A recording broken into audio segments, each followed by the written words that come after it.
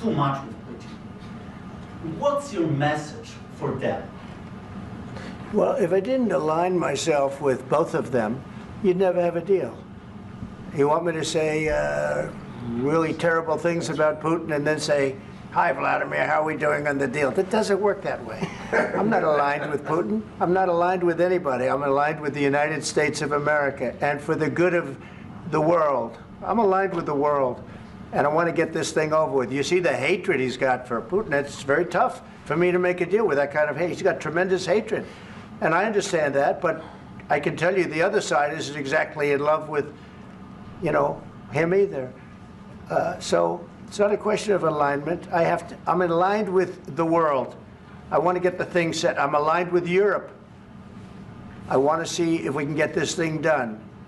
You want me to be tough? I could be tougher than any human being you've ever seen. I'd be so tough. But you're never going to get a deal that way. So that's the way it goes. All right, one more question. I will respond to this. So look, for 4 years in the United States of America, we had a president who stood up at press conferences and talked tough about Vladimir Putin, and then Putin invaded Ukraine and destroyed a significant chunk of the country. The path to peace and the path to prosperity is maybe engaging in diplomacy. We tried the pathway of Joe Biden of thumping our chest and pretending that the President of the United States' words mattered more than the President of the United States' actions. What makes America a good country is America engaging in diplomacy. That's what President Trump is doing. Can I ask you? Sure. Yeah? Yeah. Okay.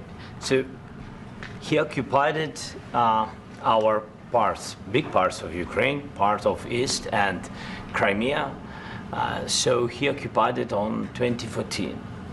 So during a lot of years, so I'm not speaking about just Biden, but those time was Obama, then President Obama, then President Trump, then President Biden, now the President Trump, and God bless, now President Trump will stop him. But during 2014, nobody stopped him. He just occupied and took. He killed people. You know what the contact line? 2015.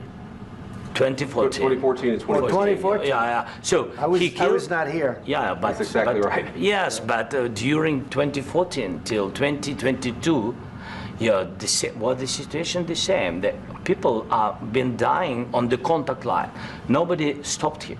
You know that we had conversations with him, a lot of conversation, my bilateral conversation, and we signed with him, me, like a new president. In 2019, I signed with him the deal. I signed with him, Macron and Merkel, we signed ceasefire. Ceasefire. All of them told me that he will never go. We signed him with gas contract. Yes, but after that, he broken this ceasefire. He killed our people and he didn't exchange prisoners. We signed the exchange of prisoners, but he didn't do it. What kind of diplomacy, JD, you are speaking about? What do you mean?